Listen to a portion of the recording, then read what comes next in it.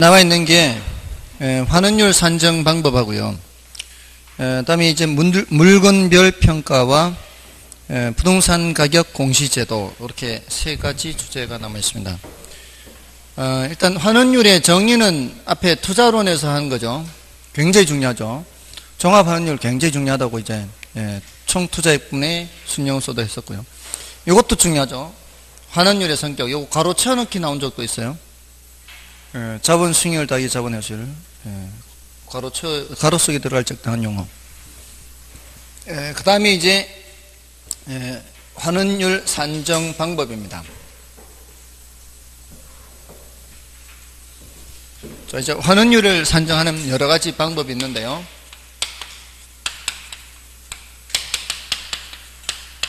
자, 우리 교재에 크게 이제 5수로 구분되어 있죠. 시, 조, 투, 엘부. 시장추출법, 조성법, 투자결합법, 엘루드법, 부채감당법. 이게 이제 시장추출이고요. 조성법 또는 요소구성법 그래요. 다음에 이제 투자결합법 하고요. 다음에 엘루드법, 다음에 부채감당법. 자, 여기서 이론적으로든 계산 문제로든 이제 중요한 거는 요놈하고요. 요놈이 일단 중요해요. 그 다음으로는 이제 엘루드법인데 이거는 난이도가 좀 높아요. 그래서 요 위에 있는 놈들은 이런 게 있다라는 정도거든요. 이 시장 추출이라는 말은 앞에 감가수정 방법에서도 있었어요. 감가수정 방법에서도 시장 추출법이 있고 환원율 산정 방법에도 시장 추출법이 있는데, 시장 추출법이란 단어의 큰 특징은 뭔가 하면은 시장에서 찾는다 이 소리잖아요. 그럼 시장 하면 뭐 생각하라 그랬어요? 수요 공급 생각하라 그랬고, 수요 공급자들이 거래한 거죠. 그 매매 사례가 키워드예요. 매매 사례. 매매 사례로부터 추출, 이게 키워드예요. 다음에 이제 조성법 또는 요소 구성법은 그 동그라미 1번 공식 있죠. 거기 괄호 속에 여러 가지 항목이 있죠. 여러 가지 항목을 외울 필요는 없어요. 여러 가지 요소가 있구나 이 소리예요. 동그라미 1번에 여러 가지 요소가 뭐예요? 위험성, 비유동성, 관리의 난이성, 또 안전성 있죠. 지금 조성법, 요소 구성법 지금 170쪽 하고 있는 거예요. 그 조성법, 요소 구성법, 그 여러 가지 요소를 말하는 거예요. 이게 위험성, 비유동성 여러 가지 요소를 구성한다 이 뜻이에요. 그게 위험률에 따라서 이제 플러스 하기도 하고 이제 마이너스 하기도 하고. 근데 요건 특징이 주관 개입의 문제예요. 이번에 주관 개입의 문제. 그것 때문에 사실 잘 사용 안 해요. 그러니까 중요도가 좀 낮은 거죠. 그러니까 이 시장 추출이라는 말은 시장에서 찾는다. 매매 사례가 키워드고, 이거는 상대적으로 중요도가 좀 낮고요. 근데 어떻게 출제된 적도 있는가 하면은 이렇게 출제된 적도 있어요. 여기 4가지를 섞어 놓고요. 5가지잖아요. 4가지 섞어 놓고 다른 거 하나 분해법을 집어 넣고요. 다음 중 환원율 산정하는 방법이 아닌 것은, 환원율 산정하는 방법이 아닌 것은 다른 거 분해법을 집어넣고 엘루도 자리에다가 그렇게도 출제한단 말이에요. 이거 5개니까 출제하기 참 좋잖아요. 지문 5개니까. 그죠? 환원율 산정 방법이 있고, 또 앞에 감가수정 방법이 있었잖아요. 감가수정 방법에도 정액법, 정률법, 상환기금법, 관찰감가법, 분해법 여러 가지가 있으니까 섞어놓고 감가수정 방법이 아닌 이렇게 출제하기가 참 좋거든. 그거는 그렇게 이론적으로 어렵게 묻지도 않으면서 출제하기가 좋아요. 자, 아무튼 그렇고요. 근데 이제 요 두 놈, 투자결합법과 부채감당법은 이론으로도 중요하고 계산으로도 중요하고요. 자, 이 투자결합은 물리적으로 결합하느냐 금융적으로 결합하느냐 이렇게 나누어져요. 물리적으로 결합하는 것은 토지, 건물 이렇게 결합하는 거고요. 금융적으로 결합하는 것은 내 돈, 남의 돈 이렇게 결합해요. 그래서 환원율을 구할 때 토토건건 이렇게 한다 그랬어요. 여기는 지지저저 이렇게 한다 그랬어요. 토지와 건물을 결합하는 거예요. 요거는 내 돈과 남의 돈을 결합하는 겁니다. 지분과 저당. 그래서 이거는 토지 가격 비율이요. 토지 가격 비율. 토지 가격 비율이 40%면 건물 가격 비율은 60%가 되는 거예요. 거기에다가 토지 환원율을 곱하고 더하기 건물 가격 비율 곱하기 건물 환원율 이렇게 해서 계산을 하면은 물리적 투자 결합법에 의한 환원율이에요. 그러니까 물리적으로 토지 건물이 결합되어 있잖아요. 복합부동산. 그러니까 토지 환원율과 건물 환원율을 각각의 비율로 가중평균한 게 종합환원율이다 이 말이에요. 여기선 내 돈이 30%고 남의 돈이 70%면 내 돈 비율과 남의 돈 비율을 가중치로 사용해서 지분 환원율과 저당 환원율을 또 가중평균하면 종합환원율이 나오는 거예요. 지분 환원율 자리에 뭐를 사용한다는 거예요? 지분 배당률을 사용하는 거죠.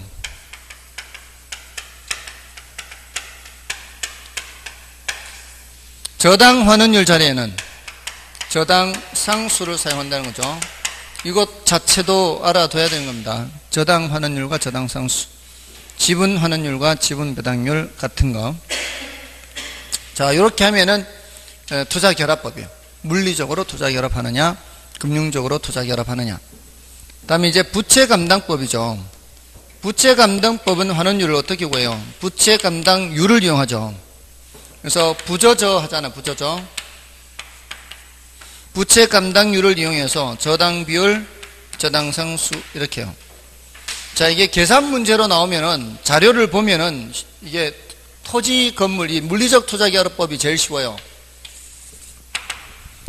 계산 문제로 나올 때 자료에서 토지 건물 비율을 주거든요. 토지 건물 비율을 주는 거는 토토건건으로 가란 얘기예요. 이게 제일 쉬워요. 근데 토지 건물 얘기가 없어요. 남의 돈 비율, 내 돈 비율 나오잖아요. 남의 돈 비율, 내 돈 비율 나오면은 지지저저일 수도 있고요. 부저저일 수도 있어요. 왜냐하면은 여기 지지저저의 저저와 부저저의 저저가 같은 저저예요. 이걸로는 구별이 안 돼요. 그러면 지지저저인지 부저저인지는 요거 보고 알아야 돼요. 문제에서 지분 배당률을 줬으면 지지저저로 가고 부채 감당률을 줬으면 부저저로 가야 돼요. 자, 그러니까 매뉴얼이 어떻게 돼야 돼요? 토지 건물이 나왔으면 어디로 가? 토토건건. 부채 감당률 나왔으면 부저저. 지분 배당률 나왔으면 지지저저. 이렇게 가야 되는 거예요. 예, 물론 이제 이렇게 나오는 경우는 아까 수익률 따기 회수율 아까 지었죠. 수익률 따기 회수율 나오는 경우는 이제 별도로 해야 되고요. 수익률과 회수율 이렇게 나오는 거니까 그거는 이제 그렇게 해야 돼요. 수익률 따기 회수율. 그러니까 표현들이 다 각각의 환원율을 산정하는 그런 방식이 그 내용의 자료들이 다 달라요. 자료들이 토지 건물 토토건건, 그다음에 지분 배당률 나오면 지지저저, 부채 감당률 나오면은 부저저, 이렇게 그 자료를 보고 어디로 가야 되는지를 파악할 수가 있어요. 회수율 이런 말 나오면, 자본 수익률 이런 말 나오면은 자본 수익률 더하기 자본 회수율 이렇게 가는 거예요. 됐죠? 자, 다음에 얘네들의 이론적인 부분은 여기 물리적 투자결합법이나 금융적 투자결합법이나 부채 감당법의 이론적인 부분은 그 항목의 두 번째 거 보면 돼요. 두 번째 거. 그러니까 물리적 투자결합법의 니은을 보세요. 물리적 투자결합법의 니은을 보시면 토지 수익 창출 능력과 건물 수익 창출 능력이 서로 다르며 토지 수익과 건물 수익으로 분리 가능하다는 가정을 하죠. 만약에 이게 서로 같다면은 굳이 구분할 필요가 없죠. 서로 다르니까 구분하는 거지. 같으면 구분할 필요가 없잖아요. 또 밑에 니은, 금융적 투자결합법의 니은에서도 지분 투자자 요구 수익률과 저당 투자자 요구 수익률이 서로 다르다는 가정을 하는 거죠. 같으면 구분할 필요가 없습니다. 다음에 오른쪽에 부채 감당법을 보시면은 지나치게 저당 투자자 입장에 치우쳐 있어요. 지나치게 저당 투자자 입장에 치우쳐 있다는 게 바로 그 부채 감당률 저당 비율, 저당 상수가 모두 다 저당 투자자가 중시하는 지표들로만 되어 있어요. 지나치게 은행 입장이라는 얘기죠. 그 다음에 저당 비율이 0이거나 아주 작은 경우에는 적용하기가 곤란합니다. 저당 비율이 0이면 어떻게 돼요? 이게 0이면 환원율이 0이 되어버리죠. 계산을 못하는 거예요. 안 돼. 불가능. 그럼 0이 아니더라도 남의 돈 비율이 아주 적어 보세요. 0이 아니더라도 남의 돈 비율이 아주 적으면 환원율이 아주 적죠. 환원율이 아주 적으면은 얘가 적을수록 얘는 커져요. 뭐 이상한 경우가 되죠. 남의 돈 사용하는 비율이 적을수록 부동산 평가액이 커져요. 좀 이상한 거예요. 그러니까 대체로 50%를 중심으로 해서 그 범위를 크게 벗어나지 않을 만큼의 남의 돈을 많이 써야 돼요. 그래야만 이게 평가를 제대로 할 수 있어요. 이 문제 있는 거지. 내 돈으로만 투자하면은 평가액이 무한대가 나와요.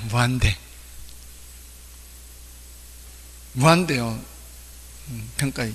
그러니까 이 지나치게 저당 투자자 입장에 추천져 있다 그래요. 자, 다음에 이제 엘루드법 있죠. 엘루드법은 1950년대에 미국의 투자자들을 관찰해서 개발한 방법이 엘루드법이에요. 엘루드라는 사람이 개발한 건데 그 밑에 저당 지분 환원법이라고도 돼 있죠. 그죠? 저당 지분 환원법이라고 돼 있는데 그 밑에 전제 조건을 보세요. 전제 조건에 A에 부동산에 투자할 때 투자자들은 타인 자본을 사용한다는 전제 조건이 있어요.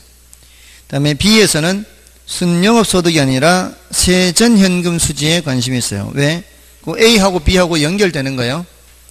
타인 자본을 사용하게 되면은 원리금을 상환을 해야 될 거 아니에요. 부채 서비스가 있다 이 말이에요.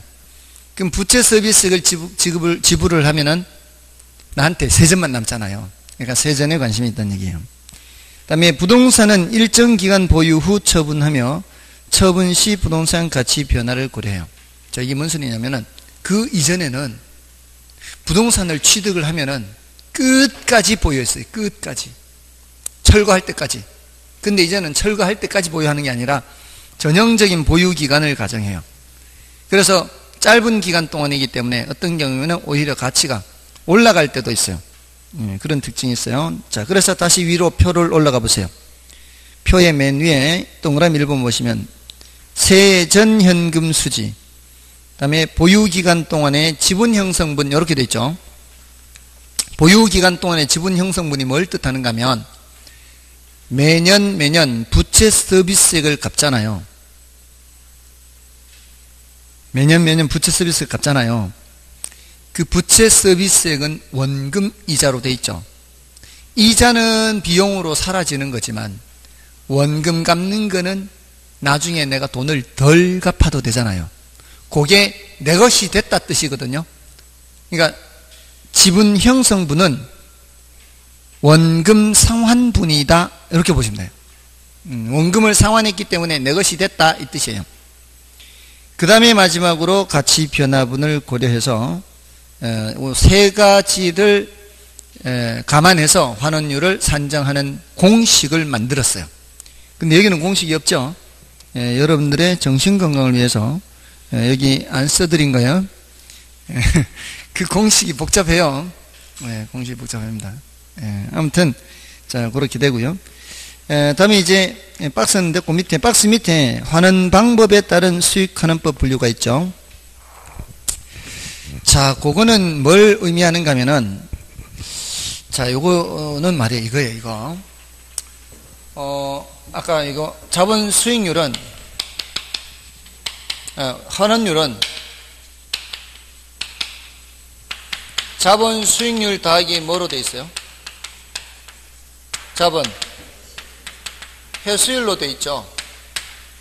그래서 내가 순영업 소득 예를 들어 1,500씩 손에 잡는다 해도 500만 원은 수익에 해당하는 돈이고 1,000만 원은 회수에 해당하는 돈이라면 이게 똑같이 10년간 가는 거예요.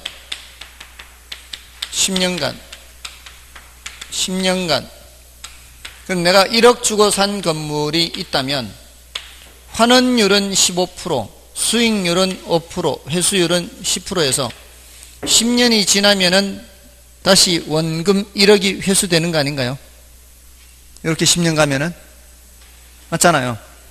자, 지금 제가 어떻게 얘기하고 있는가 하면은 1,000만원, 1,000만원, 1,000만원씩 몇 년 가면은 10년 가면은 투자 원금 1억이 회수가 되는 거죠. 그럼 만족할 수 있죠. 맞잖아요. 근데 지금 그냥 더 했거든요. 그냥 1,000만원, 1,000만원씩 그냥 금고 속에 넣어놨어요. 재투자를 하지 않아요. 그냥 금고 속에 넣어놔도 1억이 회수가 돼요. 근데 이러지 말고 매년 1,500, 1,500씩 들어오는데 500은 수익이니까 내가 이거 사용하고 회수된 1,000을 어딘가에 재투자하는 거예요. 재투자. 자, 재투자 하느냐 안 하느냐 거기에 대해서 얘기하는 거예요. 지금 회수율에 대해서 얘기하는 거예요. 그 직선법, 상환기금법, 연금법이. 그래서 직선환원법이라고도 합니다. 이 환원이라는 단어를 생략해서 얘기한 거예요. 상환기금 환원법, 이렇게 환원이라는 단어를 생략해서 평준연금 환원법, 이것도 환원을 생략한 거예요. 평준도 생략하고, 그래서 무슨 법? 연금법, 이렇게 해요. 직선법은 조금 전에 말씀드린 저거예요. 재투자를 해요, 안 해요? 재투자를 안 해요. 근데 얘네들은 재투자를 해요. 근데 얘는 안전한 곳 재투자예요. 은행 생각하면 돼요, 은행. 이건 동종, 업종 재투자예요. 자, 이유가 있어요. 물건마다 그 성격이 달라서 그런데,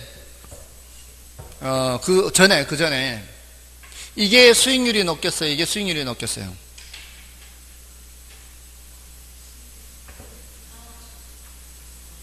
이게 수익률이 높겠죠. 은행에, 안전한 은행에 넣는 것보다, 동종업종에.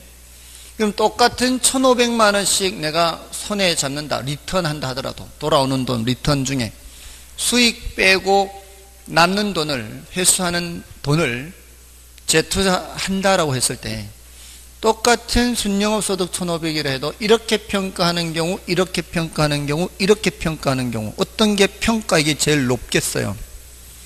연금법이 평가액이 제일 높겠죠. 얘는 수익이 제일 크게 발생하니까. 얘는 수익이 적게 발생하고 얘는 수익이 발생을 아예 안 하니까.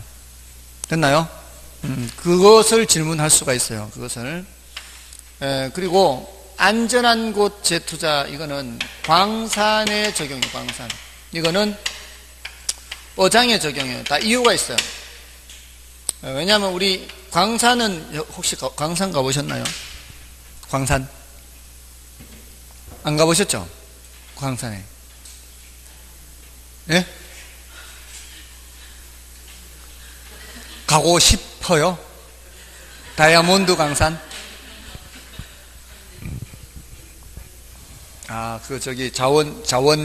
자원 개발 무슨 외교인가 뭐 그거요. 그 뻘짓한 거죠, 그게.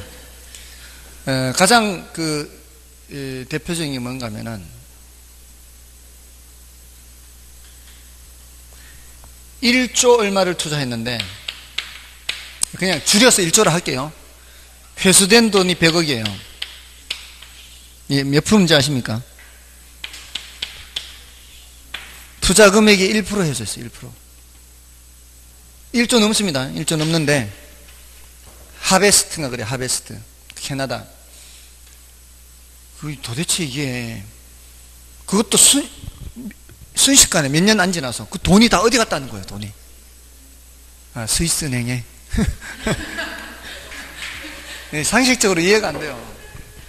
그런 엄청난 일이 벌어졌는데 거기에 대한 지금 제대로 된 조사가 없다는 게 이게 말이 안 돼요. 아무튼 이 광산은 캐면 캘 게 더 이상 없어요. 다 캐면 그 매장량이라는 게 있죠. 매장량이라는 게 있기 때문에 더 이상 그곳에 재투자할 수는 없어요. 근데 어장은 보세요. 가두리 양식장 있잖아요. 뭐 태풍 불고 해서 뭐 이렇게 시설물이 낡아졌을 때 그 낡아진 거를 교체하더라도 계속 재생산이 되잖아요. 거기 생물이 계속 자라니까. 같은 곳에 재투자한다는 게 말이 돼요. 계속 재생산이 되니까. 근데 이거는 그게 안 되니까 안전한 곳에 넣어놨다가 다음에 투자 기회를 노려서 뭐 딴 데 간다. 이렇게 하는 수밖에 없어요. 그래서 이렇게 하고, 여기는 광산 수익률과 은행의 안전한 곳의 수익률이 서로 다르겠죠. 그래서 여기는 2종의 이율이 적용돼요. 2종의 이율. 지금 여기는 어장에서 발생하는 수익률이 다시 어장에 투입되니까 1종의 이율이 적용돼요. 이런 특징이 있어요. 자, 여기 이제 직선법, 상환기금법, 연금법 이렇게 되는 겁니다. 자, 나머지는 됐습니다. 넘어가시고요. 자, 이제 물건별 평가 보시면 돼요. 물건별 평가.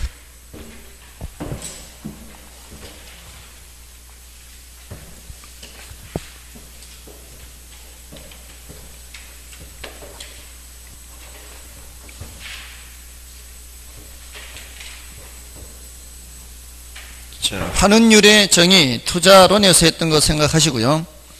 환원율의 정의, 환원율이란 부동산 가격 분의 종합 순영 소득이고요. 환원율의 성격, 자본 수익률 더하기 자본 회수율로 되어 있다. 내 원금이 그대로 유지되면 자본 회수율은 0이지만 내 원금이 줄어들게 되면 회수율이 플러스가 돼야 돼요. 내 원금이 올라가면 자본 이득이 발생하면 회수율은 0보다 작게 됩니다. 이게 환원율의 성격.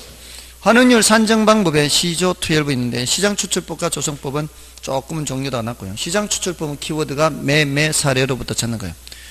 투자결합법, 엘루드법, 부채감당법. 투자결합법은 물리적, 금융적 나누어져서 물리적은 토토건건, 금융적은 지지저저예요. 그 다음에 부채감당법은 부저저입니다. 이렇게 하고 엘루드법은 이제 미국의 투자자들 관찰해서 세전현금 수지를 중시하고 보유기간 동안의 지분 형성분을 중시했고요. 가치 변화분까지 고려했습니다. 그렇죠? 그 다음에 이제 자본 회수율과 관련해서 직선법, 상환기금법, 연금법이 있다. 직선법 재투자 안 하고 상환기금법은 안전한 곳 재투자, 연금, 평준연금 하는 법 또는 연금법, 동종업종에 재투자한다. 평가액이 제일 높습니다. 연금법이. 됐죠? 그 다음에 이제 물건별 평가요. 자, 이제 감정평가 규칙상 어떤 물건은 어떤 방법으로 평가하는 게 주된 방식이고 어떤 물건은 어떤 방법으로 평가하는 게 주된 방식이고, 자, 그 이제 물건마다 주된 방식이 이제 다른데, 우리나라는 비교 방식이 중추적인 방식이라고 그랬죠. 이게 제일 많습니다. 비교 방식이 제일 중추적인 방식이고요. 자, 먼저 토지입니다. 토지는 공시지가 기준이 원칙이에요.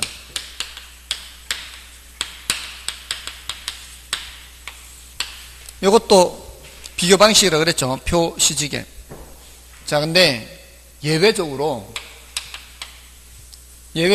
거래 사례 비교법입니다. 예외. 어떤 경우에 요거는 적정한 실거래가가 있는 경우,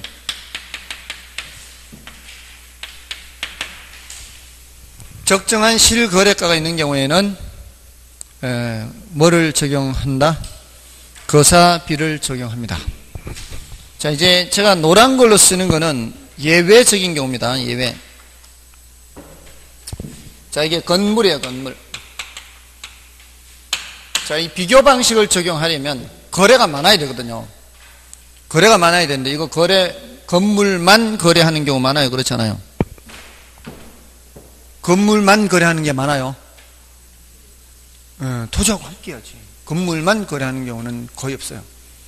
그러니까 건물만 평가하는 걸 말하는 거예요. 건물만. 이럴 때는 원가법을 적용해요. 비교 방식 적용 안 해요. 근데 토지와 건물을 함께 거래하는 경우 많아요? 그렇지 않아요? 많죠. 이거 일괄해서 평가하거든요. 일괄해서 평가할 때는 무슨 법? 거사비. 다음에 살림은 살림이잖아요. 이거는 산지와 임목, 나무도 있다는 얘기거든요. 이거는 구분평가예요. 살림은 산지와 임목이 있어요. 산지는 땅이죠, 땅. 땅은 어디로 가요? 땅은 공시지가로 가면 되죠, 공시지가로. 땅은 공시지가로. 임목은 거사비. 자, 이 비교 방식은 세 가지거든요. 공시지가 기준, 거사비, 임사비. 임사비는 뭐밖에 없어요? 임대료 하나밖에 없죠. 공시지가 기준법은 땅밖에 없어. 임대료, 땅 빼고는 다 뭐라고요? 거사비라고요. 땅 아니잖아요. 임대료도 아니잖아요. 뭐예요? 거사비. 이거 일과라면 뭐예요? 거사비. 땅 아니고 임대료 아니잖아요. 과수원 뭐예요? 과수원, 거사비. 이거는 유실수가 있는 과수원이잖아요. 그렇죠? 땅 빼고 임대료 빼고는 다 뭐라고요? 거사비. 자, 근데 요거 하나 조심해야 되네. 여기 요거 임목과 관련해서 소경목님 써요. 노란 걸로 2개 씁니다. 노란 걸로 2개. 요거는 이제 구분평가라는 걸 주의를 하라고 이렇게 쓰는 거고, 소경목님은 어린 나무예요. 어린 나무. 심은 지 얼마 안 돼요. 심은 지 얼마 안 된 그런 놈은 묘목값에 운반비에 식재비에 기타 부대 비용해서 원가법 합니다. 원가법.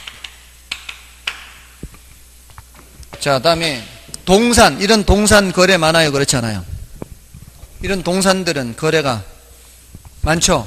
이런 동산 거래 많잖아요. 동산은 뭐예요? 거사비. 자동차 거래 많아요? 그렇지 않아요? 자동차 거래 많죠? 뭐예요? 거사비. 다음에 임대사례 비교법, 임사비. 임대료는 임대사례 비교법.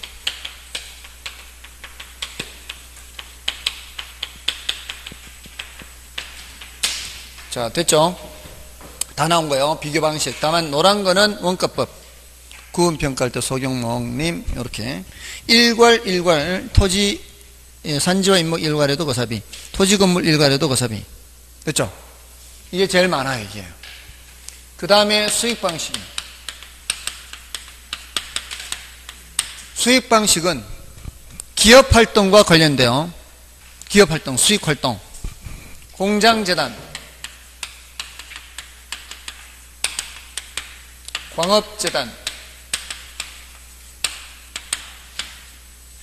어장 또는 어업권,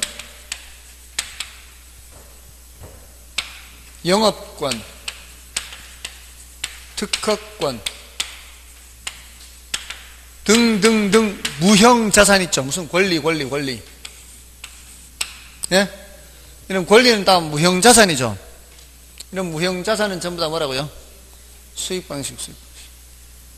자, 다음에 요놈들 있죠. 이제 어장도 있고 어업권도 있거든요. 광산도 있고 광업재단 이렇게 있고요. 광업권도 있고 어장이 뭔가 어장을 운영하려면 내가 뭐가 있어야 돼요? 어업권이 있어야 돼요. 어업권이 있는 사람이 권리만 있고 아직 시설물 설치하지 않은 상태는 아직 어장을 갖고 있지 않은 상태죠. 뭐만 갖고 있어요? 어업권만 갖고 있어요.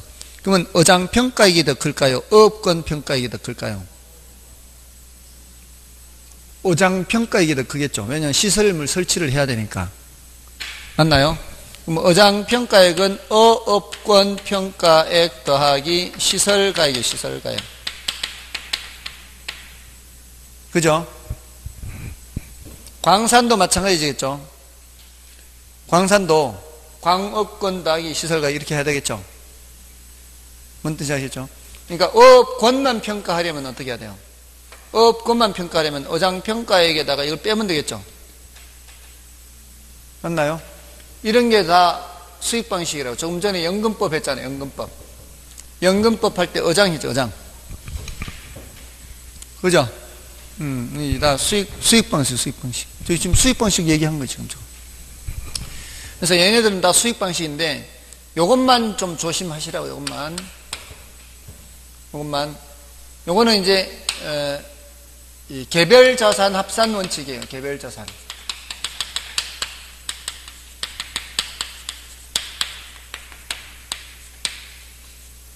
개별 자산 평가액을 합산해서 평가하는 게 원칙입니다.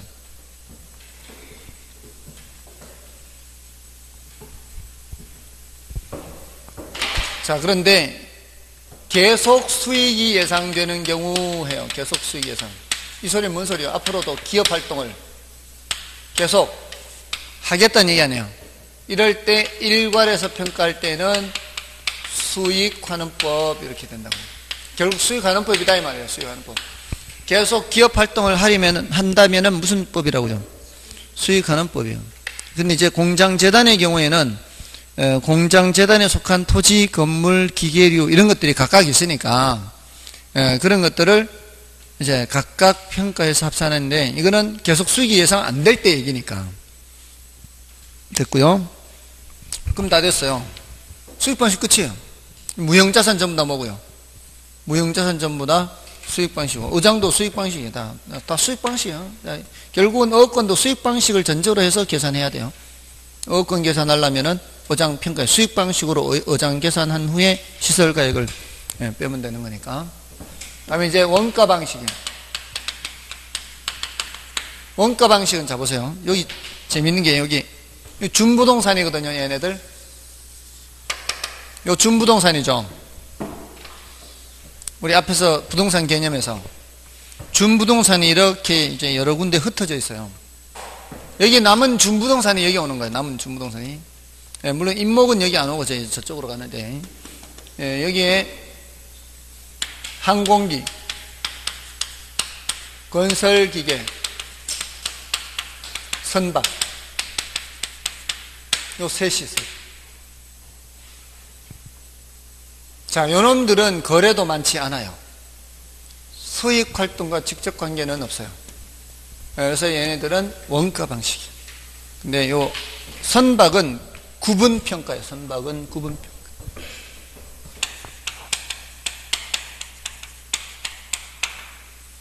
자, 구분평가를 하는데 선체,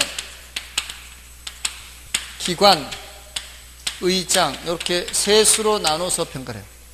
선체가 제일 내용 연수가 길어요.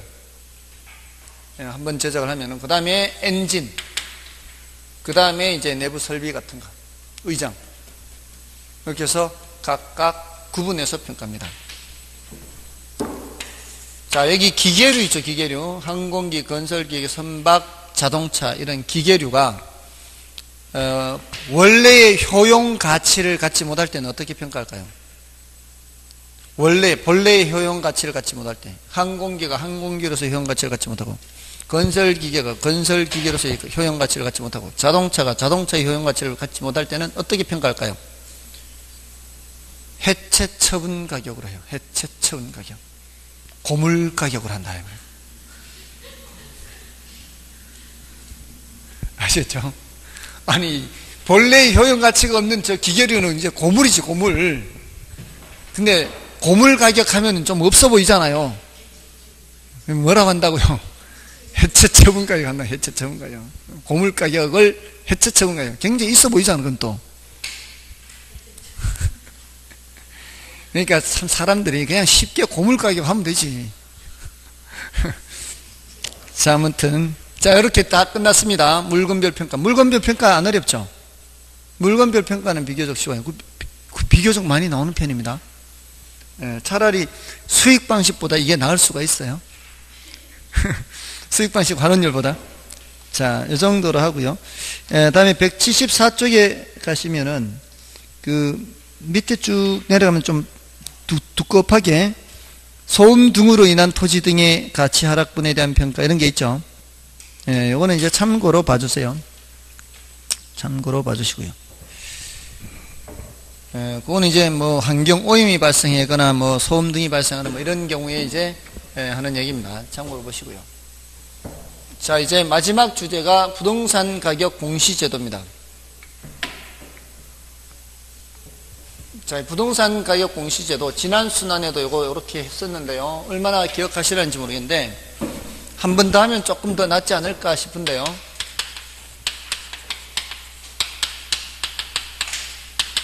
부동산 가격 공시제도.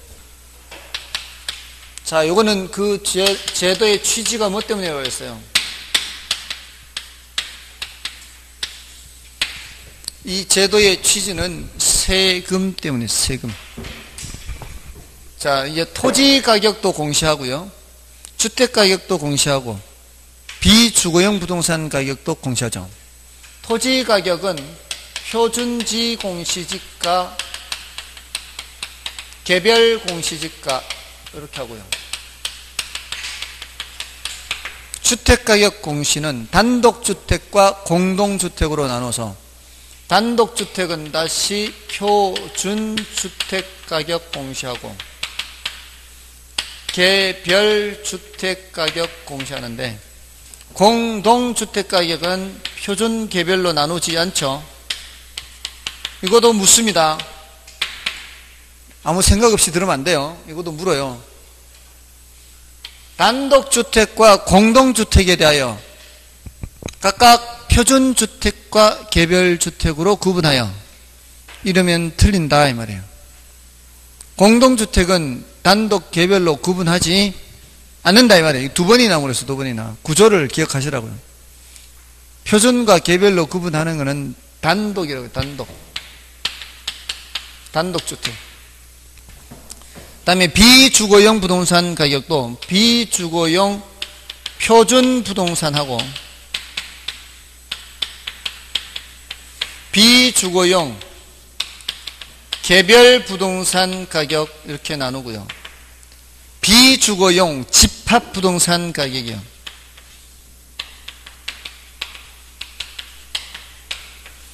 비주거용 집합 부동산 가격은 이런 거 구분 소유된 상가, 공장형, 아파트형 공장, 요거는 여기 단독주택에 해당하는 거고요. 비주거용 집합부동산은 공동주택에 해당하는 거죠. 그래서 이 단독주택에 해당하는 비주거용 부동산을 비주거용 일반 부동산이라고 그래요. 자, 그래서 여기에 토지. 요거는 이렇게 해서 주택, 이건 이렇게 해서 비주거용 부동산 이렇게 세수로 나눈단 말이에요. 비주거용 부동산은 비주거용 일반 부동산을 표준개별로 나누고 주택의 경우는 단독과 공동이 있는데 공동 그대로 가고 단독을 표준개별로 나누고 토지는 이렇게만 끝나는 거예요. 자, 이렇게 해서 주체와 효력 위주로 기억하시라 그랬어요. 지난 순환에 주체를 먼저 주체 누가 하느냐, 공시를 누가 하느냐. 개별 셋은 누가 하고요. 시군거제 한다 그랬죠. 개별 요 셋은 시군구장이에요. 요거 시군구장, 요 시군구장. 나머지 5개는 다 누가 하고 국장이 하는 거죠. 표준과 공동 집합까지 얘는 다 합니다. 얘는 국장이 다 해요. 전수조사로 다 해요. 전수조사로 다 하는 거예요. 자, 그럼 주체에서는 이렇게 하면 되고 효력에서는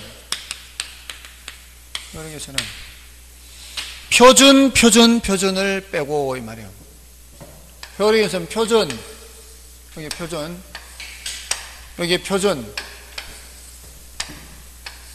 여기 표준 있죠? 요 표준 3가지 빼죠. 나머지 5가지는 뭐와 관계 있어요? 표준 빼고 나머지 5가지는 세금과 관련, 여기 세금, 요거 2개 세금, 세금과 관련된다 이 말이에요. 자, 공적기관에 국가나 지방자치단체 등의 기관을 공적기관이라고 하면 되죠. 제가 여기는 이제 다 써드리면은 국가, 지방자치단체 등의 기관이 무슨 업무예요? 과세 등 업무와 관련해서 과세 등 업무, 세금이에요. 세금 등 세금 사용료 이런 거. 주택 가격 산정 기준이에요.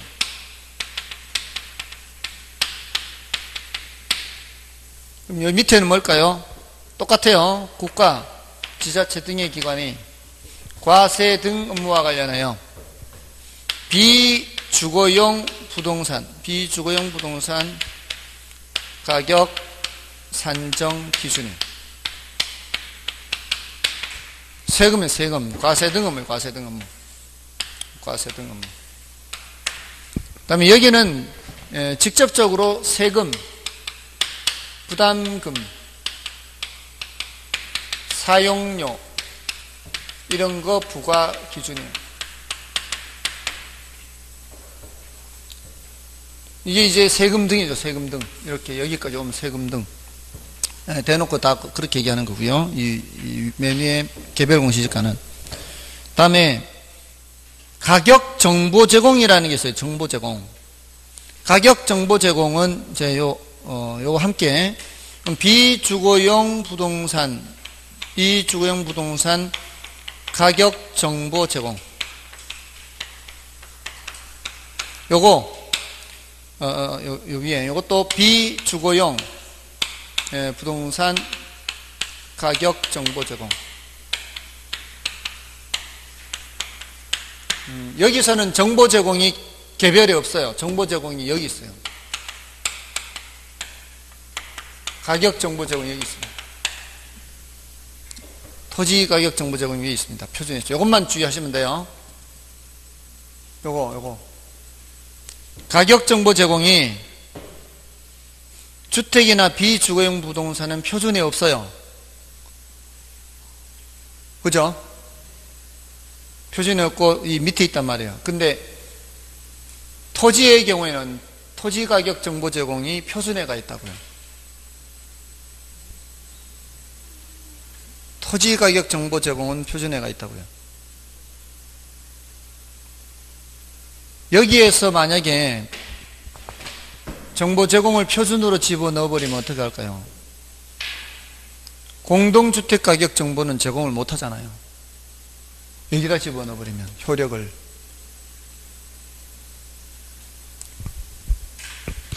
가격 정보 제공 효력을 조문을 만들 때 표준주택 가격의 효력 해가지고 거기에다 집어넣어 버리면은 여기는 어떡할 건데요? 이것도 정보 제공해야 될 거 아니에요. 조문을 똑같이 조문을 만드는 편의상 이것도 정보 제공해야 될 거 아니에요. 집합 건물도.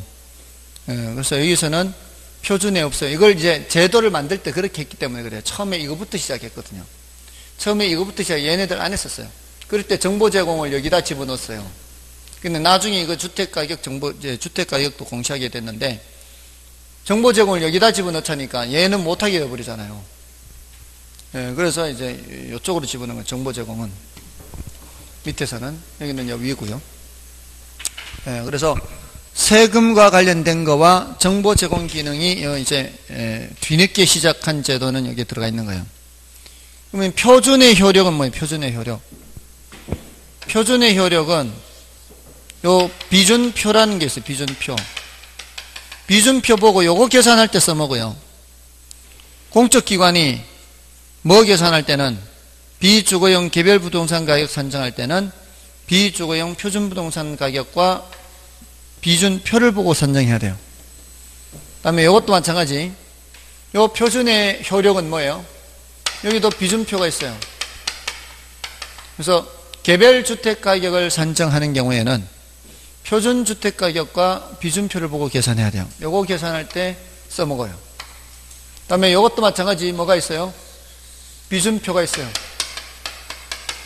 개별 공시지가 산정할 때는 표준지 공시지가와 비준표 보고 산정하는 거예요. 근데 표준지 공시지가는 그 효력만 있는 게 아니라 더 있다고요. 더. 국가나 지방자치단체 등의 기관, 공적기관이죠. 그러니까 공적기관뿐만이 아니라 감정평가업자예요. 감평업자들이, 공적기관이나 감평업자들이 지가를 산정할 때 기준이에요. 요거 지가. 요거 지가를 산정할 때 토지가격이죠. 토지가격. 그러니까 공적기관이 토지가격을 산정하든 감정평가업자가 토지가격을 산정하든 토지가격을 산정할 때에는 뭐를 이용해야 된다고요? 표준지 공시지가. 조금 전에 이거 지우기 전에 물건별 평가했죠. 물건별 평가에서 토지는 어떻게 하는 게 원칙이라고 그랬어요? 공시지가 기준법 했죠. 이 공시지가 기준법이 바로 표시지계잖아요. 그 토지 누가 평가한다고요? 감정평가업자가 하는 거잖아요. 토지, 건물, 과수원, 자동차 이런 거 다 누가 평가하는 거예요? 감정평가업자가. 감정평가업자가 토지 가격을 산정할 때는 타인의 의뢰에 의해서 누가 땅 평가 좀 해달라 그러면은 그 주변에 있는 뭐를 이용해서, 주변에 있는 표준지 공시지가를 이용해서 그 의뢰한 그 토지 가격을 산정해야 돼요. 또 정부에서 토지 비축을 해요. 토지 비축을 하려면은 저기 가서 사가지고 와야죠. 시장에서 사가지고 와야 될 거 아니에요. 그때 그 사는 매입 대금을 계산해 줘야 될 거 아니에요. 그 매입 대금은 뭘로 계산한다고요? 표준지 공시지가로 한다고요. 그걸 기준으로 평가한다고요. 또 지금 수험생 중에 이제 정부에서 임대해주는 뭐 농지 같은 거, 임대해주는 거 뭐 이렇게 해서 농사 짓고 있대요. 한 5년간 농사 짓다 보면은 그 사람한테 우선권을 준대요. 불화받는 거. 네, 불화받을 때 그 농지 가격 계산할 때는 뭘 기준으로? 표준지 공시지가 기준으로. 다 그래요. 보상금 산정할 때도 뭘 기준으로? 표준지 공시지가. 이 표준지 공시지가 써먹는 데는 많아요. 그러니까 다른 거는 그냥 요거 계산할 때만 써먹으면 되는데 표준지 공시지가는 그러니까 공적기관이나 감정평가업자가 지가를 산정하는 경우에 또 보상금 산정해주고 이런데 다 뭘 이용해야 된다고요? 표준지 공시지가. 표준지 공시지가 활용하는 게 제일 많아요. 됐죠? 자, 그렇게 정리를 하시면 돼요. 그러니까 주체와 효력 이렇게. 주체에서는 개별 빼고는 나머지 국장. 효력에서는 표준 빼고 나머지는 세금과 관련되는데 다만 주택이나 비주거용 부동산은 세금뿐만이 아니라 가격 정보 제공이라는 효력도 있어요. 그렇죠? 두 가지 있다면 두 가지. 여기는 세금, 부담금, 사용료. 개별 공시지가는. 됐나요? 표준은 개별 산정할 때 써먹어요. 근데 표준지 공시지가는 그것뿐만이 아니라 공적기관이나 감정평가업자들이 지가를 산정할 때는 전부 다 표준지 공시지가를 이용을 해야 돼요. 됐죠? 자, 교재에서 마지막 점검을 하면은 176쪽에 기타 사항이 있죠. 기타 부동산 가격 공시의 기준 시점에서 매년 1월 1일이고요. 매년 1월 1일자 가격을 공시한다 이 뜻입니다. 저 8가지 전부 다입니다. 8가지 전부 다 언제적 가격을 공시한다고요? 1월 1일자 가격을 공시하는 겁니다. 다만 모든 공시에 대해서는 공시일부터 30일 이내 서면으로 이의 신청을 할 수가 있습니다. 전자서면도 돼요. 전자서면이 된다는 게 뭔 뜻일까요? 인터넷으로 신청할 수 있다 이 뜻이에요. 다음에 3번은 뭐 여러분이 봐주시고요. 그 밑에 4번이죠. 표준지 공시지가는 당해 토지의 개별 공시지가로 보고요. 표준주택 가격은 당해 주택의 개별 주택 가격으로 봅니다. 비주거용 표준 부동산 가격은 비주거용 개별 부동산 가격으로 보는 거죠. 굳이 따로 계산할 필요가 없죠. 왜냐하면 이 표준으로 샘플 되어 있는 게 50만 필지거든요. 얘도 그 많은 단독주택 중에 샘플로 뽑힌 거란 말이에요. 이건 누가 산정한 거예요?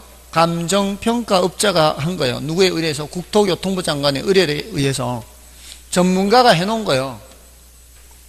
자, 근데 우리 세금 매기려면은 뭘 보고 매겨요? 개별 공시지가 보고 매겨야 되잖아요. 근데 여기는 표준지 공시지가가 이미 산정되어 있는 상태잖아요. 전문가가 한 거잖아요. 이 땅에 대해서 다시 개별 공시지가를 산정할 필요가 없을 거 아니에요. 개별 공시지가를 다시 산정할 필요가 없는데 세금은 개별을 기준으로 매겨야 된단 말이에요.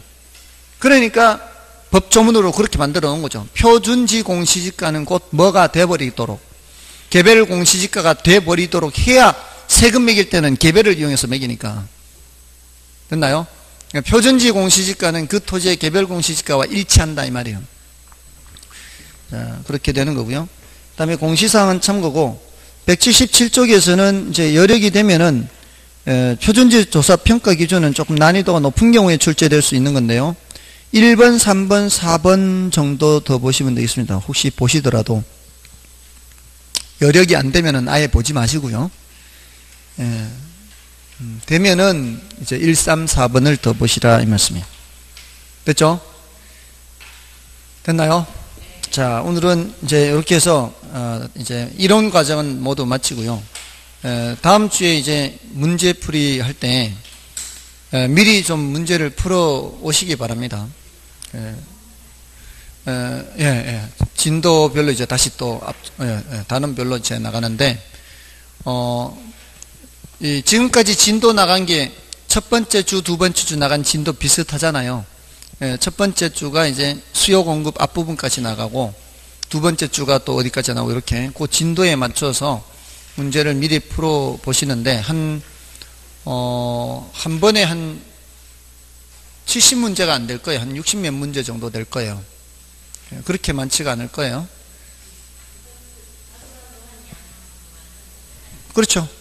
우리 진도 나갔던 그 정도로 하면 돼요. 그게 한 70문제가 안 될 거예요. 70문제, 한 65문제나 정도 될 텐데, 뭐 그렇게 많은 문제는 아니죠. 근데 수업 시간에 다 하기는 어렵잖아요. 그러니까 굉장히 빠른 속도로 나갈 가능성이 많아요. 다 하지는 못하면서도, 그러니까 그걸 미리 안 풀어보면은 조금은 이제 따라오기가 어려울 수 있으니까 다 풀어보시되, 이렇게 풀어보면 돼요. 그러니까 시간이 혹시 모자라겠다 싶을 때는 홀수번을 먼저 푸세요. 홀수번을 먼저 한 70문제 가까이를 풀고 70문제 가까이 될 때까지 홀수번을 먼저 풀고 시간이 여력이 되면은 다시 와서 짝수번을 풀고 이렇게 하는 게 좋아요. 왜냐하면은 내가 지금 얼마나 시간이 될지 잘 모르는 상황에서 총 70문제가량 풀어와야 되는데 차곡차곡 풀다 보니까 30문제 풀었는데 더 이상 풀 시간이 없어. 40문제는 아예 못 풀고 오는 거잖아요. 그러니까 홀수번이라도 풀면은 그게 비슷한 문제 유형들끼리 이렇게 모여 있기 때문에 한 문제씩이라도 그런 유형들을 터치를 해 보고 온단 말이에요. 그게 훨씬 더 유리하죠.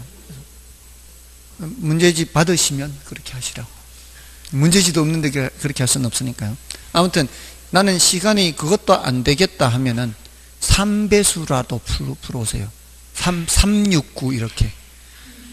그것도 안 된다 그러면 50, 15, 20이라도 풀든가. 다시 오면 되니까 앞으로.